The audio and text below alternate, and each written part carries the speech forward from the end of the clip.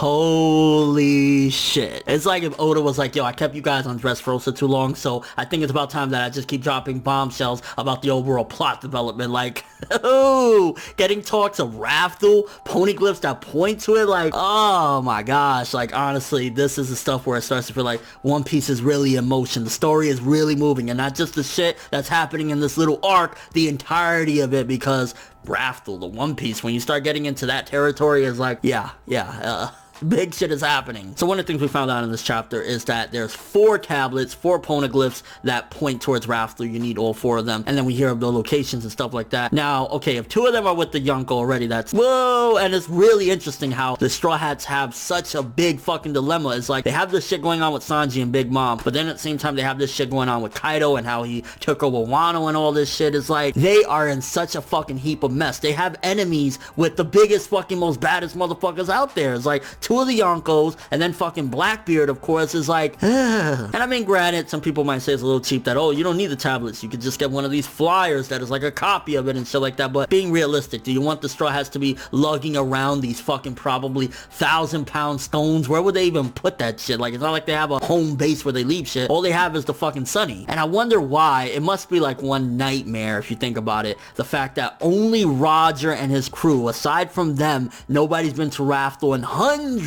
of years. So it's like, okay, where the fuck is this? Because if it was just some normal island somewhere, or even if it was just like a little bit of a dangerous island or something like that, people would run into it here and there. So it must be that, like, you gotta go through a fucking elephant's blowhole and fucking go through a portal or some crazy shit to get to Raftel, because if not, people would go there, you know, from time to time, or it'd be a tourist attraction, like, hey, this is where the Pirate King took over and where he became the, you know, Pirate King itself and finding the One Piece and all that shit. So it must be some really super secret, hard as fuck, impossible nearly to find location. And did anybody else feel the foreshadowing when they were like, oh, okay, Robin, I'm worried about you. They're gonna want you. They're gonna want to use you to read the poneglyphs. People are gonna try and get you. Like, I wouldn't be surprised if towards the end of One Piece somebody actually abducts Robin, maybe Blackbeard, and drags her ass over and gets to Raftel, and he's like, read this, fucking read it, or some shit like that. Like, I felt like that was some foreshadowing there. It was small, but it's there. And then even in this chapter, we get to find out who created the poneglyphs. This is something like, the poneglyphs have been around for fucking years upon years in the One Piece story, and we finally found out who created it, the Kozuki clan, pretty much going back to Wano and Kinemon and all of them, like, now starting to integrate them into more than just like, oh, okay, these weird fucking samurai, and yeah, Wano was one place that would go. Like, no, they have a huger role than we ever fucking imagined. And I'm really just at this point like, okay, are they gonna try and rescue Sanji,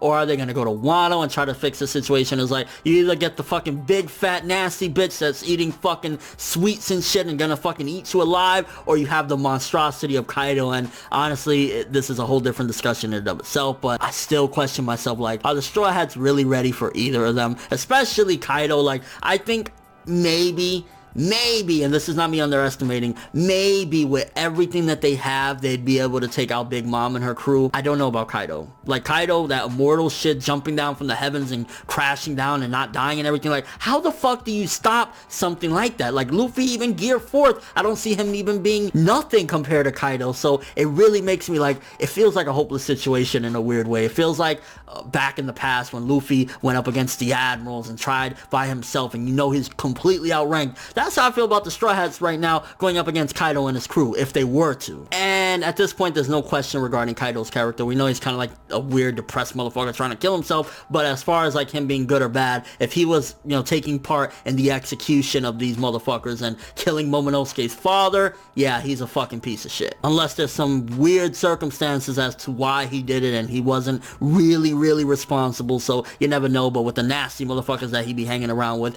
I'm safely assuming that he was indeed the fucked up motherfucker that said, kill him. And it makes me think, was the previous Lord of Wano a part of Roger's crew? Was it just that he had him coming with him because he knew how to read shit? Like, what more was their connection, the previous Lord of Wano and Roger? If he was one of the people that went to Raftel, you gotta think about that. Was he part of the crew? Like so many different questions. Like, honestly, this chapter, it felt like one of those chapters yet again that is not giving a fuck about Zoe. It's not giving a fuck about this small contained arc. is pushing everything forward. I mean, finding out who created the poneglyphs, the 4 poneglyphs right now that can lead them to Raftel and the end, and basically ending this journey and making Luffy, you know, pretty much become the Pirate King and finding the One Piece and shit like that. Like, I know it's a long way off, and this is how Oda, like, okay, we got the first breadcrumb, maybe in another year or two we'll get the second breadcrumb and so on and so forth. But yeah, it really feels like it's moving One Piece along to one day finally end. Not finally, because it'll be a tragic day when One Piece ends, but you know what I mean. It really felt like some huge